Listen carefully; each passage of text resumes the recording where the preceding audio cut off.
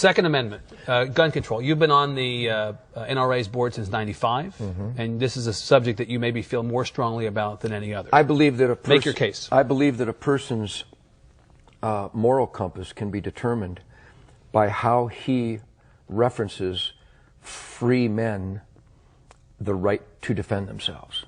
The Second Amendment is so obvious to me, it's insane that there's an argument.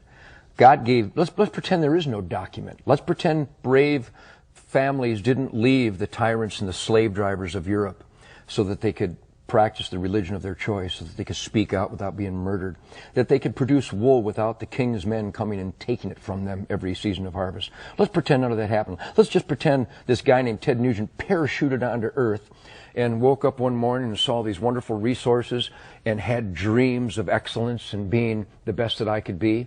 I don't need a document, and I don't need another man to explain to me that I have the right to defend my gift of life.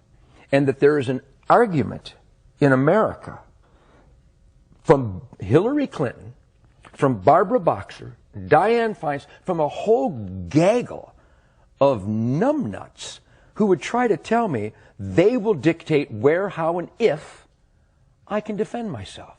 I find that preposterous. I find it unacceptable, and I will not accept it. I am a free man. Don't tread on me. A good, law-abiding citizen, not convicted of a felon. The Second Amendment of our Bill of Rights is my concealed weapons permit. Period. That's it? That's it. So no limitations of any kind that you can see?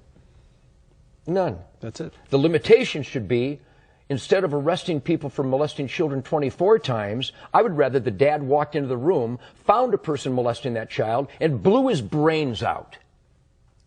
I would rather that the lady in Massachusetts last month who was taking her daughter to soccer, who was carjacked by a recidivistic maggot who'd been in the prison system all his life but was let out again because we feel sorry for him. Maybe he had a bad childhood. Instead of her being hijacked and murdered, I'd rather she just shot the bastard dead.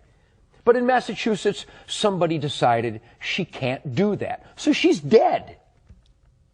I would rather she was alive and the carjacker was dead. I'm weird. I would rather that the guy who beat this lady to within an inch of her life in Waco, on parole was he, phenomenal, and beat her to within an inch of her life in front of her grandchildren with a whiskey bottle. I would rather she fell to the ground, pulled out a .38, and shot him 6 times in the chest and killed him. Am I weird? Because the guy is going to get out again. I don't like repeat offenders. I like dead offenders.